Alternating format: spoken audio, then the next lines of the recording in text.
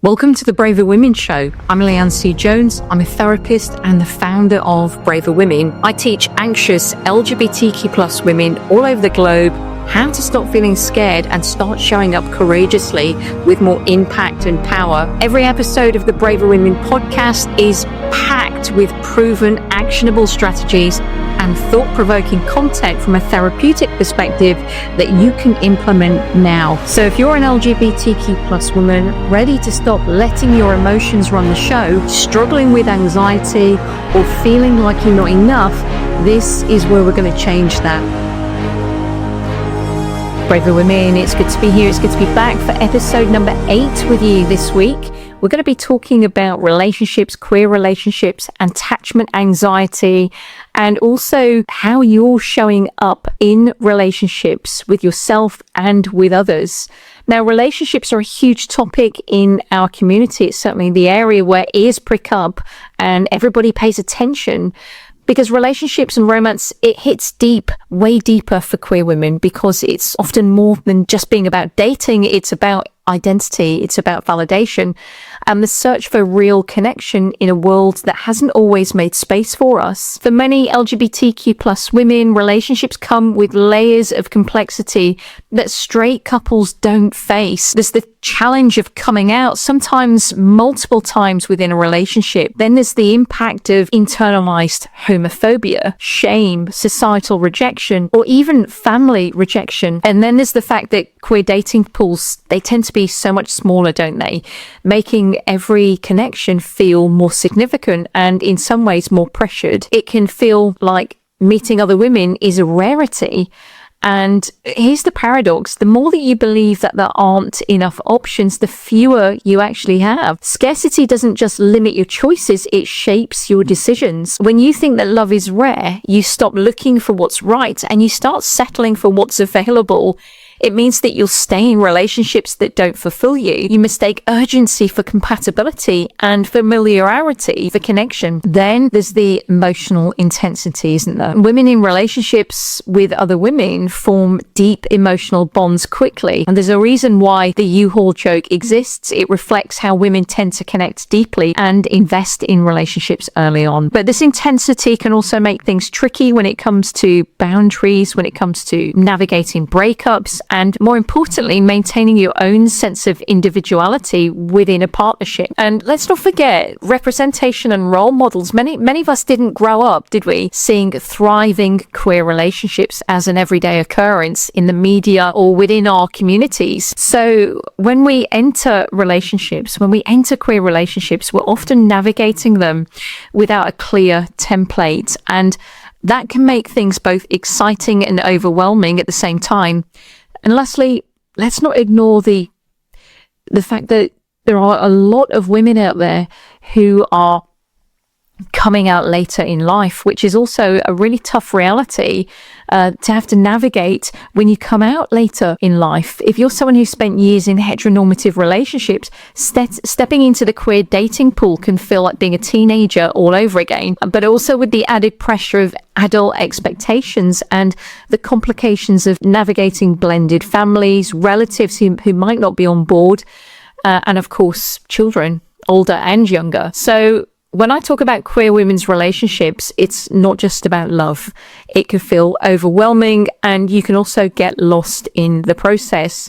So in this episode today, we're focusing on a topic that just isn't discussed enough, in my opinion.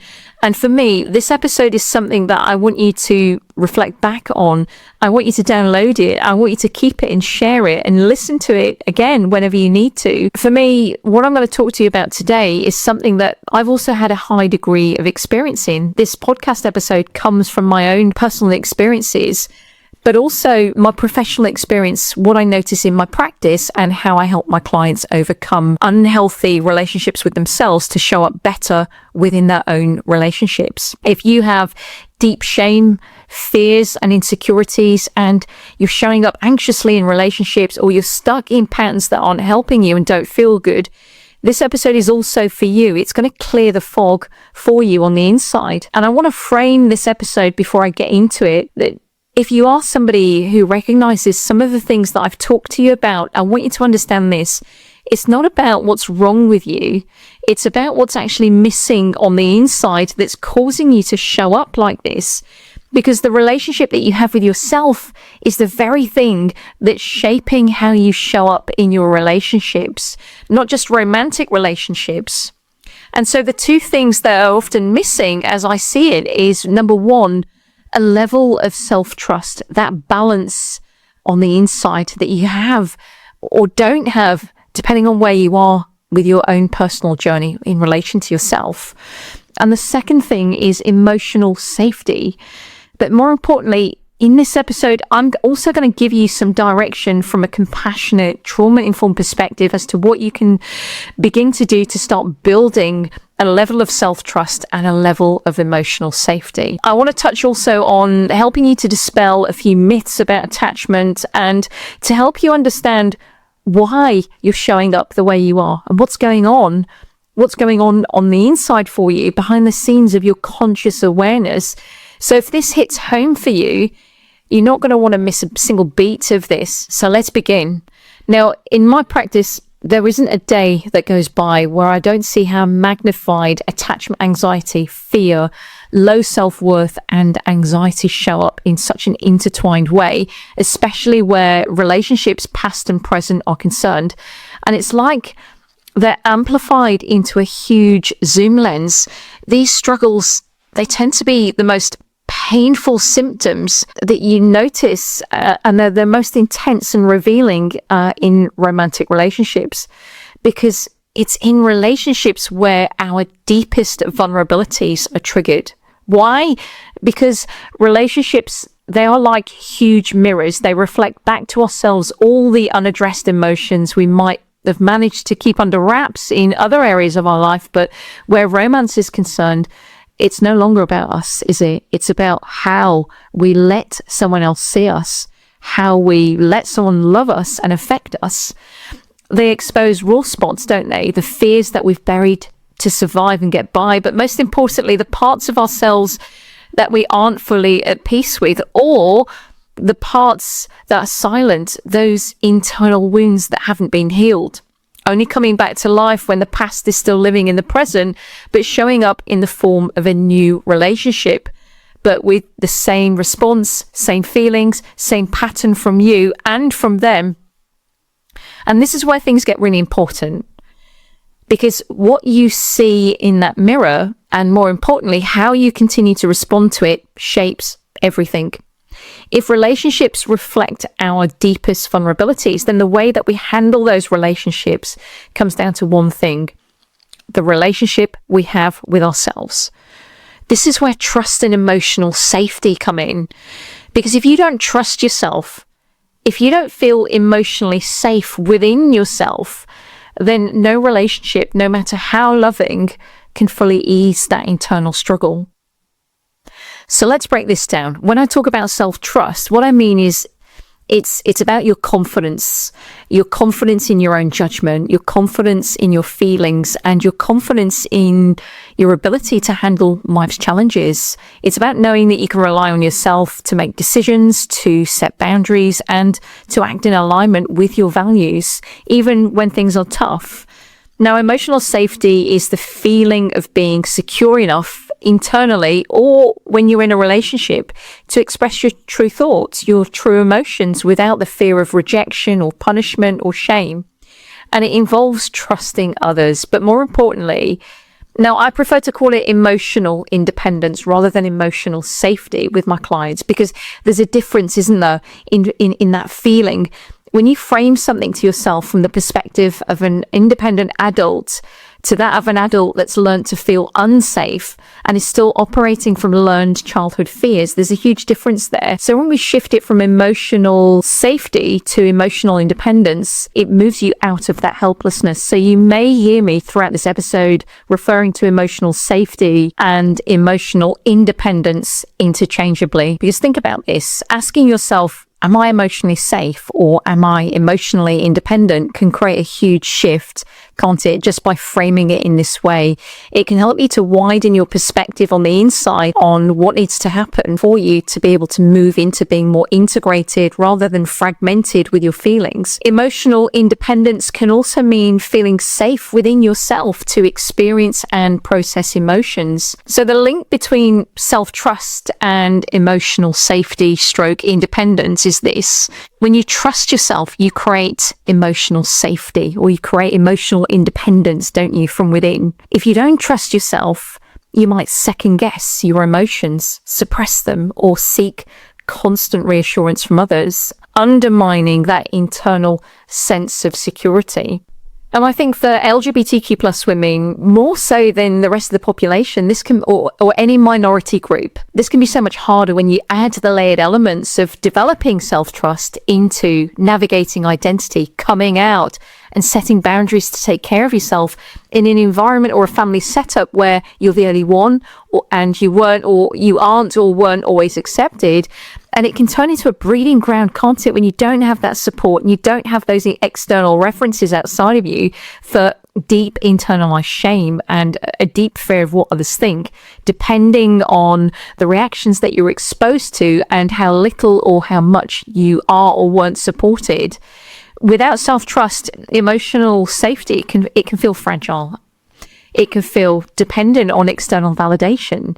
When self-trust is strong, you feel really anchored within yourself. You don't collapse when things go wrong because you know that you'll find a way through. And I think that many queer women form strong bonds and have a deep, strong desire for connection and relationships above all else. And often this can lead to a tendency to become emotionally dependent on their partners, where their sense of self and their needs become less important. In healthy relationships, there's a balance of power and a shared approach to life and the relationship.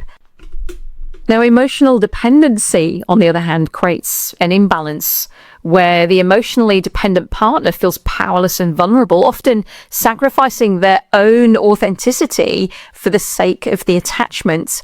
And if you resonate with this, an example could be changing what you wear, changing what you're interested in, not really being honest about the hidden parts of yourself, or even taking a put up and shut up approach because it feels too risky to say what you really want. So emotional dependency shifts the focus from mutual connection to a survival-based attachment where the dependent partner prioritizes the relationship above their own needs, above their own identity, and most importantly, above their own well-being. And I want to say this to you. This often stems from unresolved wounds. If what I'm saying so far resonates, I want you to understand, again, this is not your fault. A lot of this stems from unresolved childhood wounds where you've been conditioned by what you were exposed to and what was reinforced repeatedly. Now, these wounds could be wounds of fear of abandonment, low self-worth, or a history of inconsistent emotional support. Now, adults carrying these unresolved wounds have inside of them what feels like an emotional imbalance, which comes out in deeper relational interactions. This imbalance, it creates a dynamic where the dependent partner looks to the other for validation and security and also emotional regulation rather than developing their own inner resources. And over time, this can lead to resentment. It can lead to suffocation or an unhealthy power dynamic where one person in the relationship feels burdened and the other feels increasingly anxious about maintaining the relationships, but maintaining it at all costs. True emotional interdependence, on the other hand, allows for deep connection while maintaining individuality.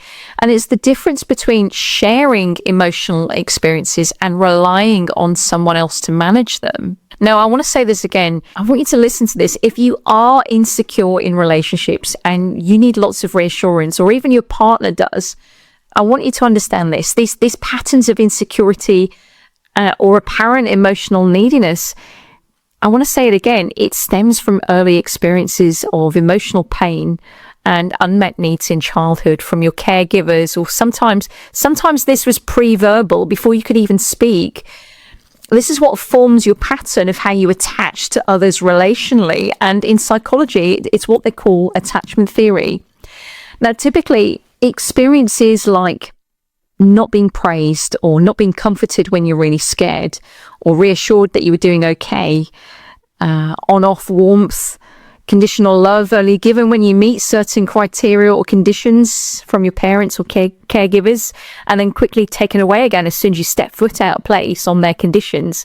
Other things like lack of emotional warmth, or not being allowed to cry, or being in emotionally sterile environments, or even exposure to things repeatedly that you shouldn't have experienced. All of this contributes to one thing: the internalization of all of that as a child. The internalization of all of that to mean there must be something wrong. Must be something wrong with me. I must be the problem. Because here's the thing, a child's brain isn't built for critical thinking. It's built for absorption. Children internalize. They don't think, oh my God, my parents completely lack emotional intelligence. I wish they'd notice me more. I wish they'd be more mature with their own feelings to help teach me how to be. Kids don't think, I wish that my parents would provide me with some reassurance to help me later on in life be able to do that for myself. No, children absorb all of what takes place around them. And if it's not nurturing, if it's hostile, if it's emotionally neglectful and toxic, then they grow up to think that they are the ones that are flawed. And I've conducted hundreds of therapy sessions over the years. And this is the idea, this is the one idea which is the hardest for my clients to see.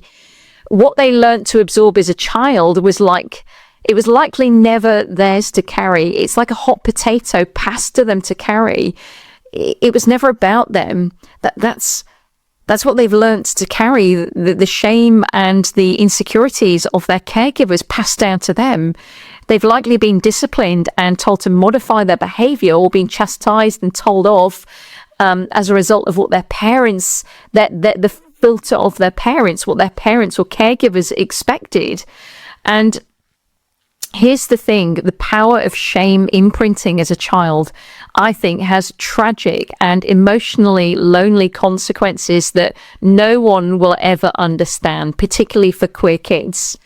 As children, we believe what we're told, right? We lack context to question authority when we're little. We just blindly believe what we're told. We just absorb all of that like a sponge. And from a child's primary goal, it's not to be happy and it's not to be confident. It's to stay attached to their caregivers, because attachment equals survival.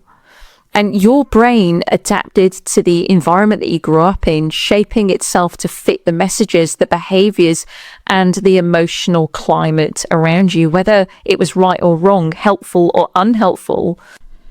As a child, your subconscious absorbs these patterns, creating a blueprint, if you like, for how you see yourself and what you expect from the world, what you go on to expect based on this blueprint from the world. And the more time you spent in that environment, the more deeply ingrained this template became, until it quietly shaped your inner world, influencing what you think, feel, and relate to yourself.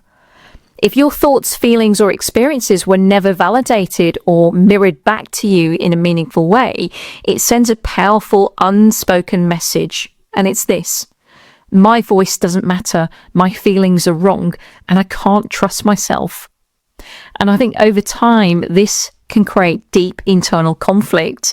It can create uncertainty about your own instincts, your own needs, and your own identity.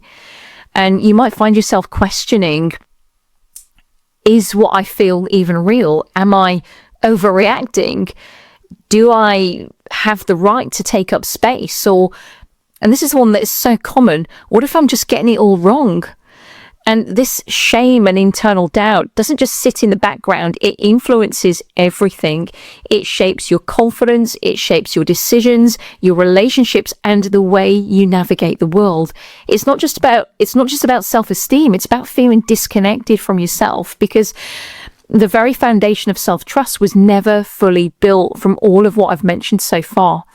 You feel fragmented, And what I mean when I say this is you can feel all over the place on the inside. Your sense of identity can feel shattered, like you don't feel or sense true belonging on the inside. Your emotions can feel really scary and overwhelming, and you can feel like you're just firefighting everything because you can't trust yourself to deal with it. Emotions feel like they go through you like a giant trapdoor, and it feels shaming to deal with it. This isn't just a pattern that humans struggle with, by the way. I'm going to bring in an example of attachment disorder in the animal world to illustrate this point even further. So everything that we've talked about so far, I'm going to map it across. Now, I had a friend, and she'd rescued a stray dog from Poland, and the dog had been sadly subjected to a lot of inconsistency in its care since it was a pup. It had been passed from pillar to post and had experienced a mixed degree of warmth and affection, different caregivers, different owners, varying environments. And so by the time my friend picked this poor dog up, he refused to leave the crate. The dog just didn't trust my friend. The poor dog had developed a conditioned mindset that people were not to be trusted, and every time he did, the hand that fed him also bit him too. So not only did this poor dog not trust people, he didn't trust that his own actions would keep him safe. So he was in a state of freeze and shut down mode. And in humans, we can recognize this shutting down as numbing out or the freeze response. And it took roughly around 2 to 3 months of just solid consistency every single day. That solid consistency and patience to retrain the dog's brain to start to take food when she was there, because this dog had become so scared that he didn't eat food when humans were present. It took that solid consistency of showing up to be able to get this dog to sit next to her and not flinch when she moved, and to eventually start sleeping in his own bed and enjoying the new safety that he'd learned by my friend helping this dog to develop 3 things. The first thing, the dog's trust in himself to spread his wings a little bit each day and to know that he wasn't going to be hurt or put in danger by learning to do these things consistently. Secondly, the dog's trust in himself to manage himself in new situations and withdraw when he was tired or reached his limit. And thirdly, the consistent trust that he continued to give his new owner by the one thing that he had been shown that he had not had since he was a pup, the consistency that she had shown him. And I was only talking to a client about this the other day, and she came to see me, and for most of her childhood, she was ignored. She remained emotionally disconnected from her alcohol-dependent mother. She was never praised. She was never told when she was doing something good. She wasn't seen. She wasn't recognized. And she grew up with 0 emotional consistency. There was no warmth or mirroring of her emotions from any adult to help her feel safe on the inside as a kid. It was just harsh criticism over and over and over. And as a consequence, she had to grow up very quickly on the inside, becoming not only a caretaker for her mother, but also walking on eggshells to protect her mother's emotional state. And having to abide by all of these hot potatoes that she was thrown from her mother, but also the shame of knowing that she had to hide her mother's behavior, keeping the addiction a secret, and making the meaning of her mother's addiction that somehow it meant that she wasn't normal. And so she grew up not trusting herself, not trusting others, feeling different and disconnected to herself and other people.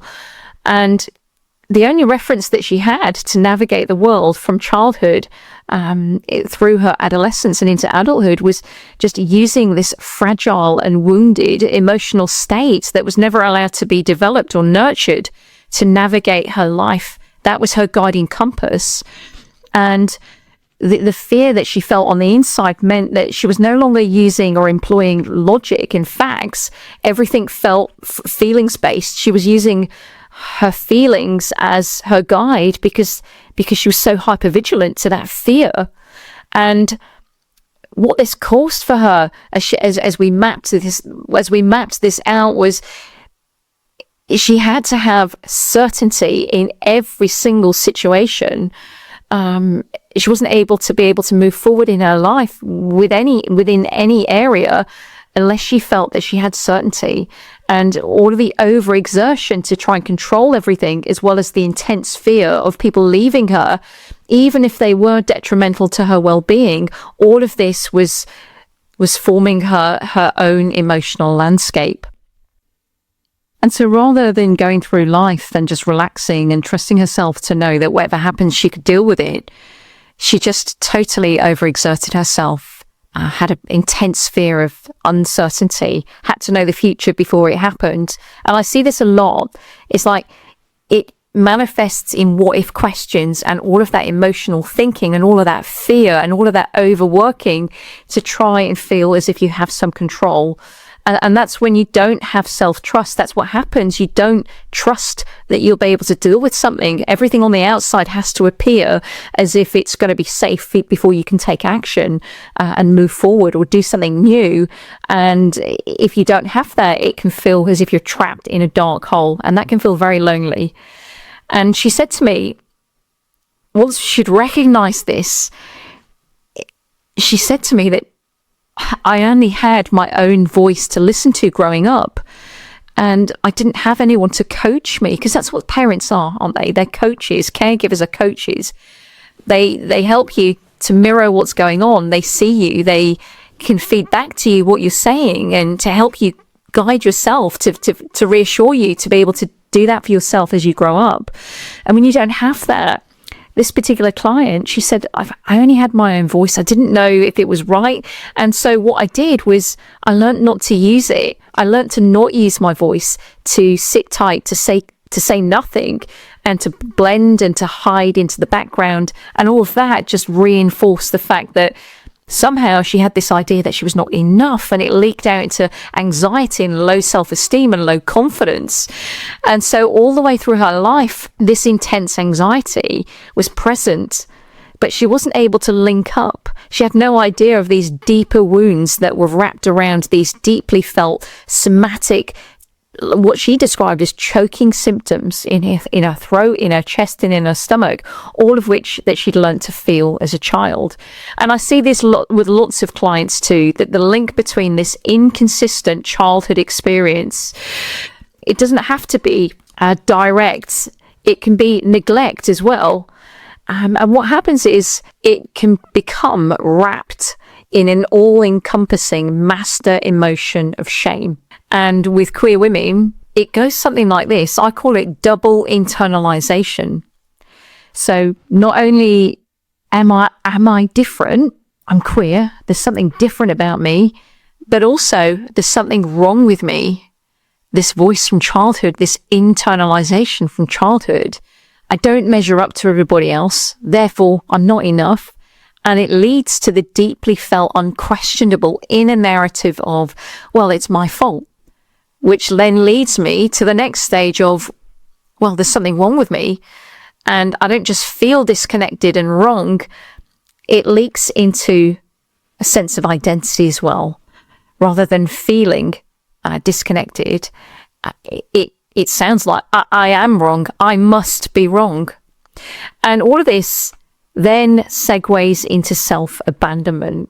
When you have that lack of trust, if you don't feel that if you feel wrong, then how can you trust yourself? And so if you can't trust yourself, the next stage is to outsource your trust onto others in the form of emotional dependency.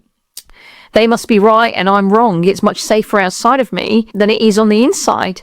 Because what's happened is you've grown up without internal shock absorbers. There's no internal safe landing spot. And so what happens, what I see more often than not, is an overcompensation for that lack of self-trust. And what it means is the maladaptive coping mechanisms come in. So it might be that an intense fear that when close relationships form, they will end at some point, and all of that discomfort will feel like danger, and all of that discomfort will feel like a fundamental threat to their safety, just like it was when it was imprinted in childhood.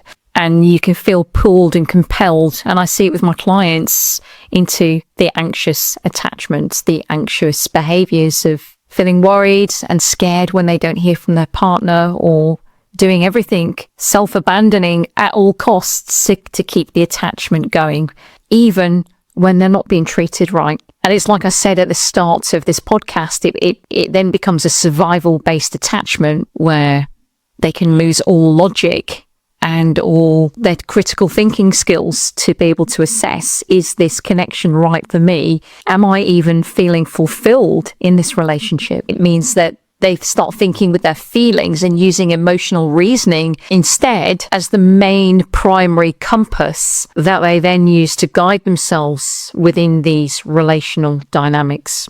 So before I go any further, I want to just pause here before I tell you and give you some direction on how to resolve this. I want to make this point really clear, because what I've just described to you is something that I'm very familiar with. This is something that I've experienced in my young years, in my early relationships. What I've described to you, much of this was me. And so if you're listening to this and you get it and you're nodding along, I want to point this out as well, because sometimes fearing trauma isn't about what happened. It can also be about what didn't happen too, that creates those deep internal wounds. And those unhealed wounds determine one thing: the shame you carry, how you feel about yourself carrying that, and how you show up in the world whilst trying to hide it. So I say this with so much love and so much compassion for you. None of us got to choose our attachment styles. And I hope that you can see up until this point really clearly that they were shaped by our earliest experiences before we even had the awareness to understand them. But whilst we didn't choose them, we do get to choose what we do next. And there's a lot of information out there, isn't there? Everybody appears to be an expert on attachment styles these days. And not only is there a categorization, if you allow it, of how you relate. So we have anxious attachment, avoidant attachment, secure or disorganized. And I see more often than not, it's accompanied with a prerequisite labeling of red flag or a green flag. And then that gets muddled up with other labeling terminology. And of course, the main one that gets thrown around constantly these days, if you're treated badly or you treat somebody else in a really unpleasant way, you get called and labeled a narcissist. But here's my view. All of this can leave someone who is deeply struggling with trauma and insecurities feeling none other than dehumanized, ashamed and scared. It's not as if we're all given a rule book on how to do relationships, and there are times that we're going to get hurt, and there's going to be times where we'll also make mistakes. And I think that for many LGBTQ plus women, there's enough layers of complexity within our relationships without all of this added to the mix. And that's the confusing thing. Whilst these terms can actually be helpful when they're used in a curious and compassionate way from that mindset, they're often oversimplified, aren't they? They're often misused or even weaponized. Here's the thing. I think that real relationships, they're not as black and white as a checklist or a list of labels and terms. That's the tricky part, isn't it? When you're struggling with deep insecurities or you're stuck in cycles of shame and repeating patterns, seeing these terms everywhere can make you feel more ashamed than understood. It can make you question yourself. You can start to ask, am I the problem? Am I completely broken?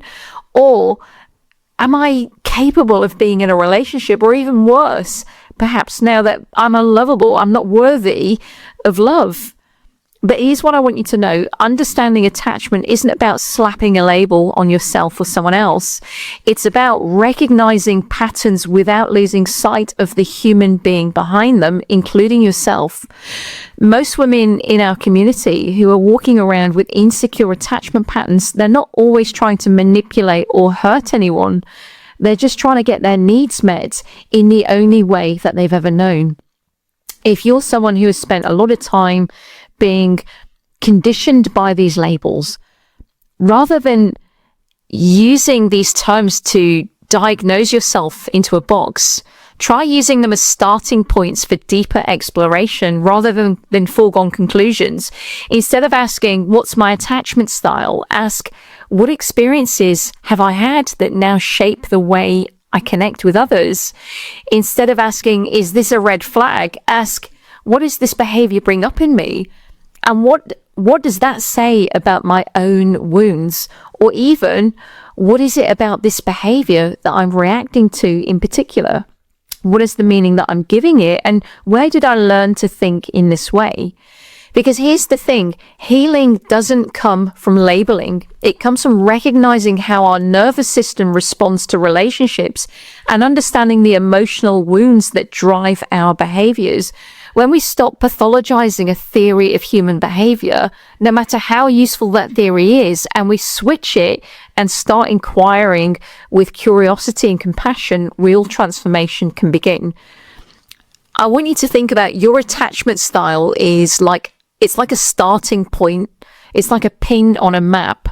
It's where you recognize where you are now for deeper exploration, but not the entire journey of you. And it can change over time. I suppose if you think about it like this, think about this, right? If you're a person that experiences every moment of closeness feels like it's magnifying old wounds, if you're someone who fears abandonment, then a delayed response to a text can feel like rejection. If you are someone that struggles with self-worth, then affection might feel conditional, something that you have to earn. If you've been hurt before, even a healthy relationship can feel really unsettling because safety and love might not be what you're used to. And I think rather than looking at what I've described here as a flaw, I want you to start seeing it. If these are your responses that I've talked about just now, I want you to start seeing it as good information that you can bring out the darkness of the shadows and into the sunlight to start to work with. And I think that's why the real work isn't just about working towards secure attachment through the lens of just romance and that closeness in romantic relationships. It's about working on that disconnected sense of inner certainty that makes some of these insecure patterns feel necessary. And I think if children in well-adjusted, consistent environments can learn to connect to themselves and their sense of self as they grow up, I think it's definitely something that you can still do in adulthood with a greater degree of self-awareness and better context that you didn't have as a child. Yeah, it's going to feel like a tough gig as an adult, breaking down some of that big iceberg of ingrained beliefs inside of you, but only because it's become so familiar. And sometimes I say this to clients, it's like you've become comfortable with your discomfort. But what I want to say to you is that healing is entirely possible. You can move beyond that. You can start to break that iceberg down. And I think here's the first hard truth that any woman who's worked with me will tell you. They will tell you this, that I don't believe, and I don't sell people a dream like this, I don't believe that altering a survival template imprinted in your earliest years that you didn't get to choose is a self-help fix. I don't believe it's something that you can do on your own. I think it needs a trauma-involved approach. It needs your openness to safely unravel the deeper layers that are locked within you that are operating underneath the surface subconsciously. It cannot be solved at the level of thought alone. What heals the traumatized brain is much deeper than just insights and understanding and head nodding. All of this registers in the left brain, but what actually heals is the felt sense of safety and calm, which registers in the right brain, because regulating the body helps to regulate the brain. And I think if you're not prepared to do the trauma-informed work, then do I think you can still heal? Yeah, I do, to some degree. But I think a harder road of change can happen over a much longer period of time. And it can also come from a combination of the pain experienced following breakups. And when you do that honest self-reflection of what your role was and what you allowed and didn't do, but only once all of that pain has died down.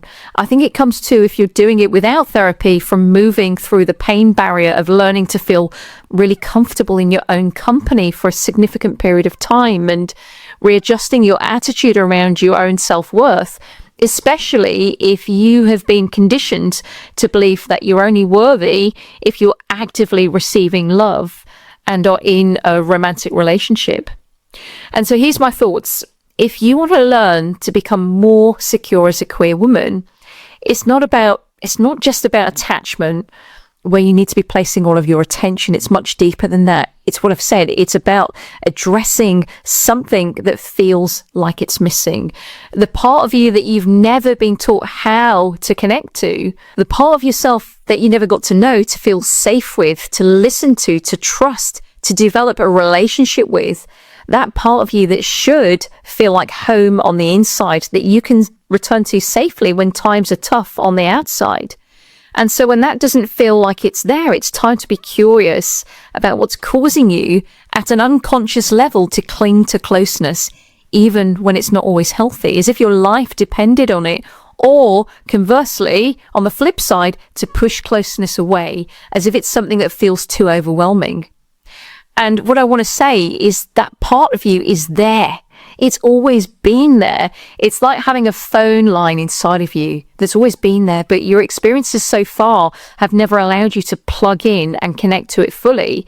It's like having broadband, isn't it? But never connecting, to feel it, to relate to it, to really trust yourself and know yourself from a place of honoring, fully seeing yourself and accepting all of yourself. And the connecting concept that I'm talking about here is, of course, what this episode is all about truly.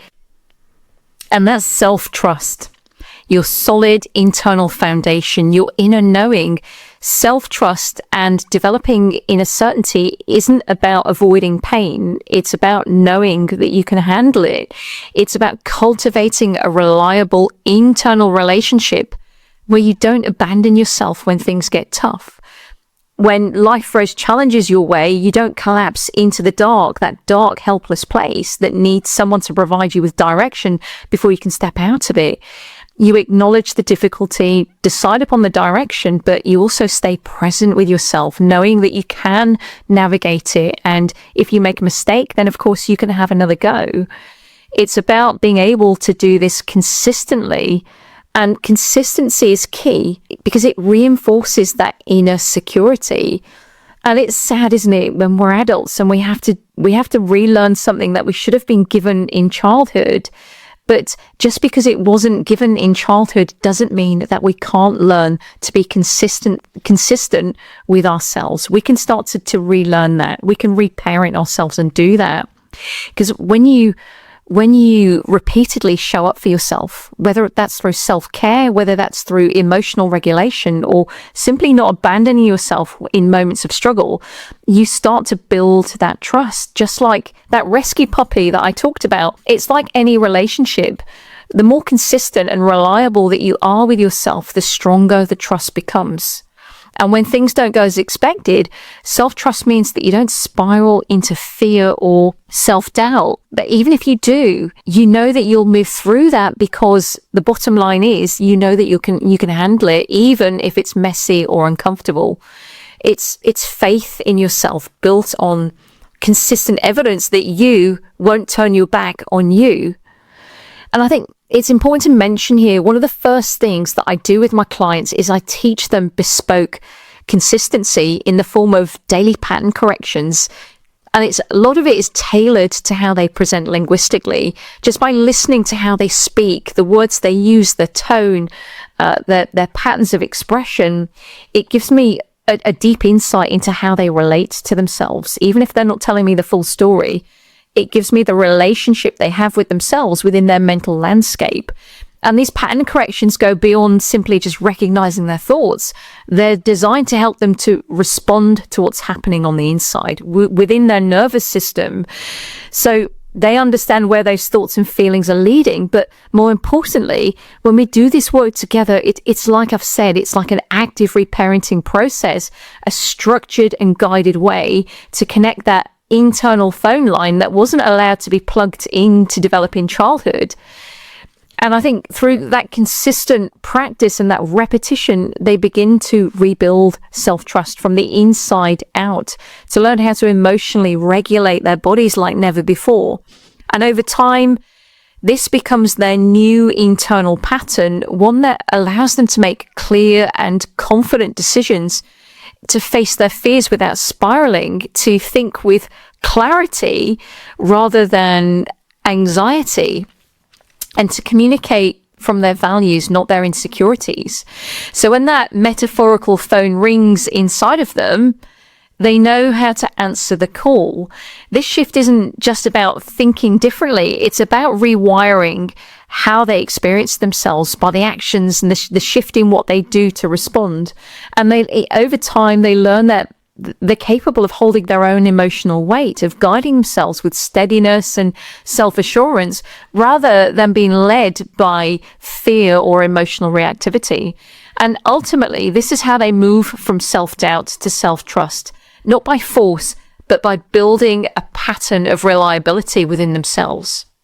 So, before I take you to the good stuff, before I start giving you the reason why you're listening to this episode, right? How to build, or how to start to build, internal certainty and emotional resilience, I want to touch on something that if you've been listening to this all the way through, you may have been wondering that, do I need to fix myself? Do I need to sort this out before I go into the next relationship? And I want to say no.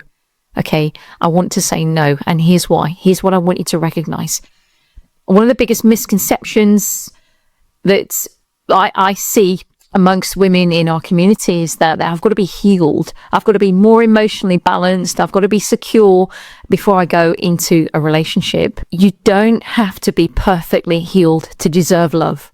Love does not require perfection, but what it does require is self-awareness, because healing is not a finish line. Healing is a process, and it happens in and out of relationships, not solely outside of them. Rather than asking yourself, am I healed enough to be in a relationship? I want you to ask yourself, do I know what I'm missing inside of me? Do I know how this pain shapes the way that I show up in love? And can I take responsibility for my wounds instead of expecting or outsourcing a relationship to fix that for me?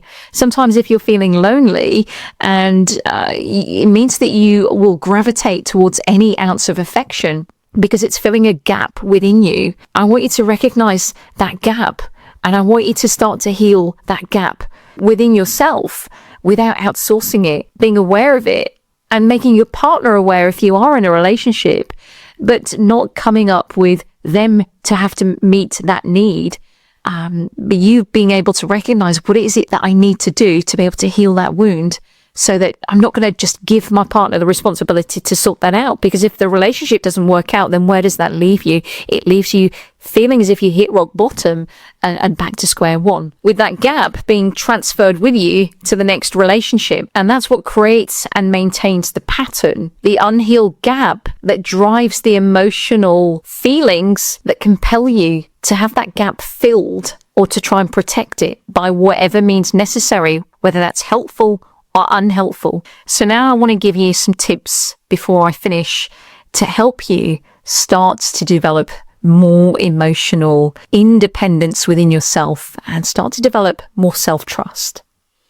And so these may not be what I give my clients exactly, but I've put them together from a self-help perspective that you can listen to, and you can start to take some small braver steps for yourself. So the first one is about embracing the fear of uncertainty.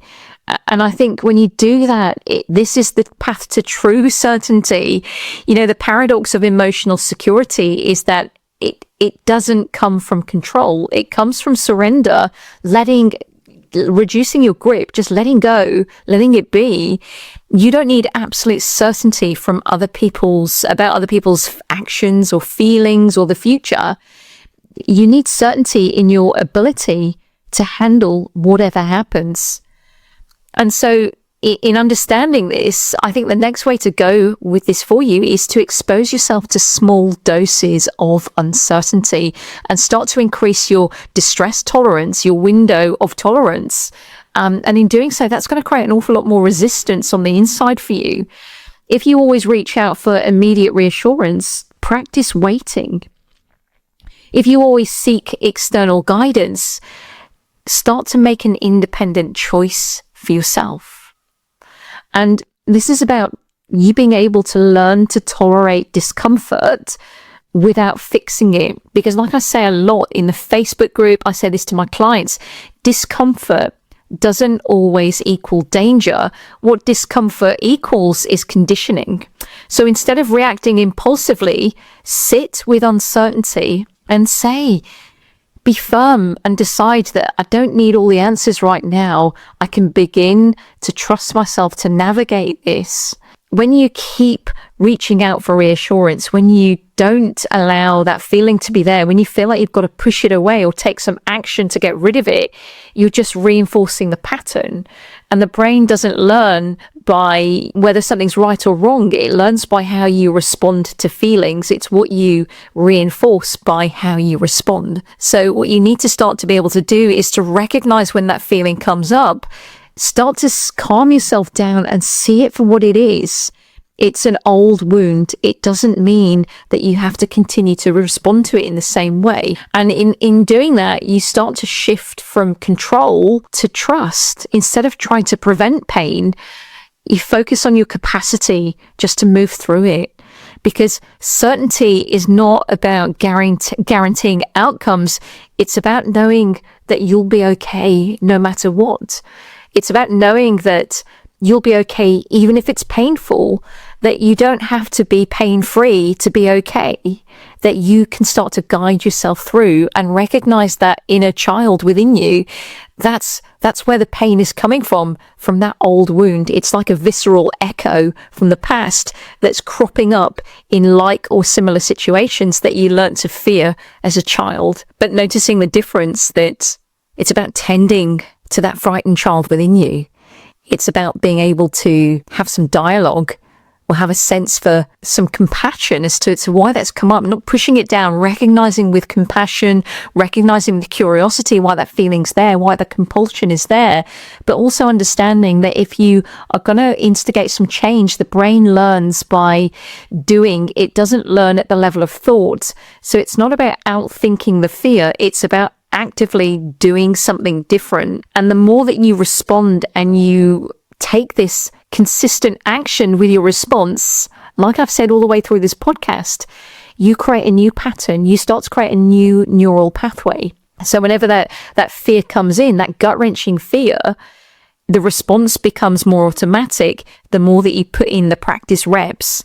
So over time, this becomes your new conditioned response. The next thing that I don't see discussed enough around attachment disorder is a topic called object constancy.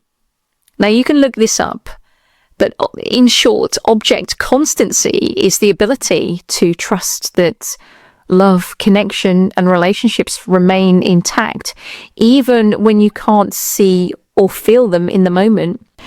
It's the deep internal knowing that someone still cares about you, even when they're not physically present or actively reassuring you. So how it develops or doesn't. As children, we develop object constancy when caregivers are consistently available, responsive, and nurturing. And if a child experiences consistent love and presence, then they internalize the belief that love is stable and enduring, even when a parent or caregiver steps away. But I imagine that you fall into this category. And this was me, by the way. If a child experiences emotional neglect, inconsistency, or abandonment as a child, they may struggle to develop object constancy. Instead, they'll panic. And when people withdraw, they panic because they don't trust that connection remains. And that's what happened as a child, and it still plays out as an adult. And so signs of poor object constancy is that feeling intense panic when a loved one isn't immediately available, or interpreting temporary distance, not replying to texts, or needing space as a rejection, and feeling like love disappears in a moment when it isn't actively expressed. And the obvious one is around breakups, struggling with breakups and seeing them as abandonment rather than a disconnection. So I think a simple metaphor can actually really help you with this concept.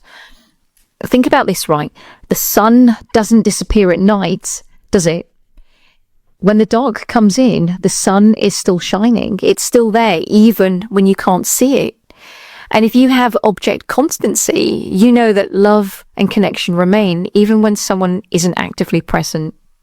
If you struggle with object constancy, every absence feels like a loss and every quiet moment feels like rejection. So you want to be able to build object constancy. This is the thing. And it touches much on what I've spoken about just a moment ago. Recognize those emotional flashbacks, okay? The panic that you might feel, that visceral echo, that panic that might not be about this moment. Because it's not about this moment. It's about the past experiences of inconsistency or abandonment. And I think self-soothing practices are really, really important. Instead of seeking constant reassurance, I think it's important that you start to learn to practice grounding yourself and reminding yourself that connection is still there. Remember, the sun still shines even at night. And I think it's important, once you've calmed yourself down, you're not going to be able to do this when you're feeling panic. There's no point fighting your thoughts when you're feeling frightened. But once you have calmed yourself down, and I think it's important to just ask yourself very simply, like, when you feel that feeling that feels like abandonment, when it really is, from an adult perspective, it's disconnection. Is this actually true, or is it just my fear talking? And I think it's important for you to be able to recall moments as well where someone has shown you love, even when they weren't immediately present. I think you being able to use your mental and emotional landscape for good.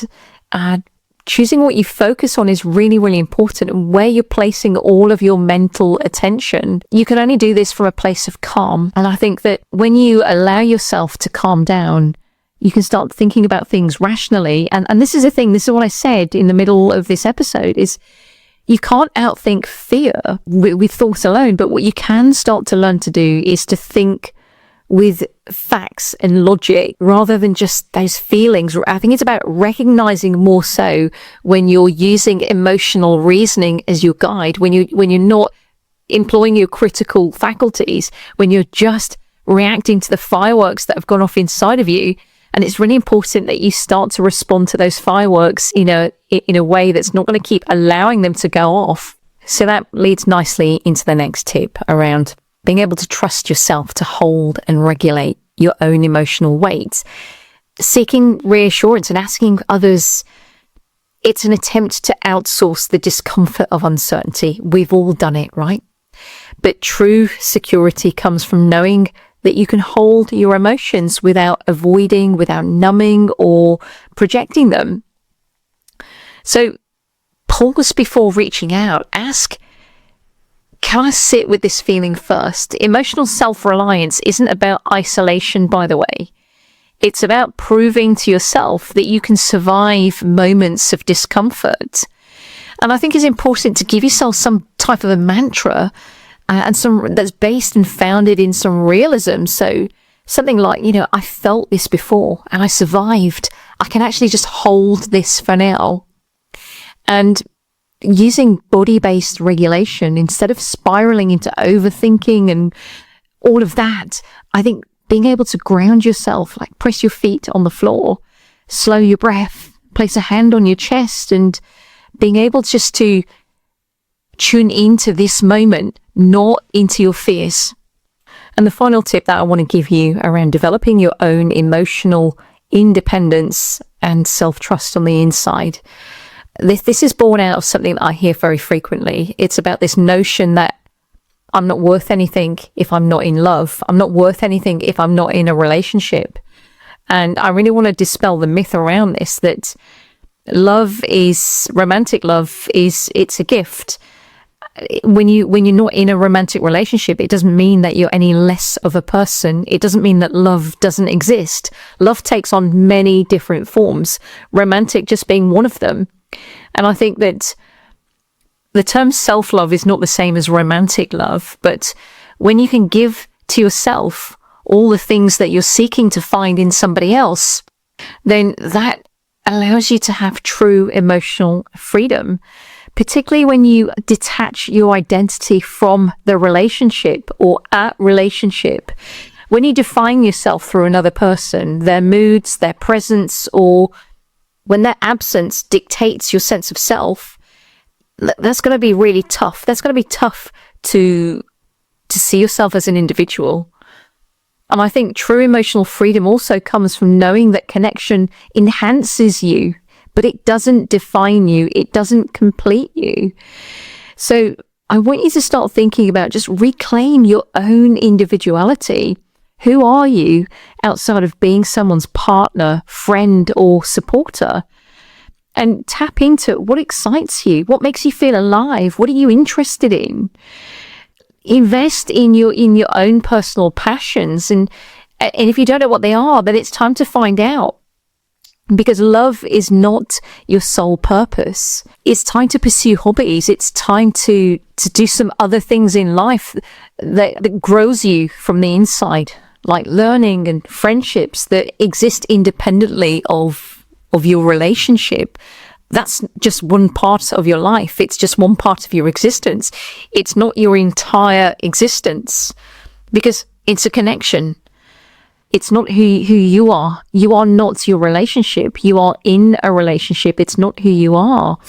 And I think in being able to do that and understand that, because sometimes things are not permanent, are they? Sometimes we can throw all of our eggs into one basket, and that becomes our lifeline. And sadly, we can't always guarantee that things are going to remain the same. In fact, the one guarantee that we have are things are always changing, ourselves included, as well as our relationships.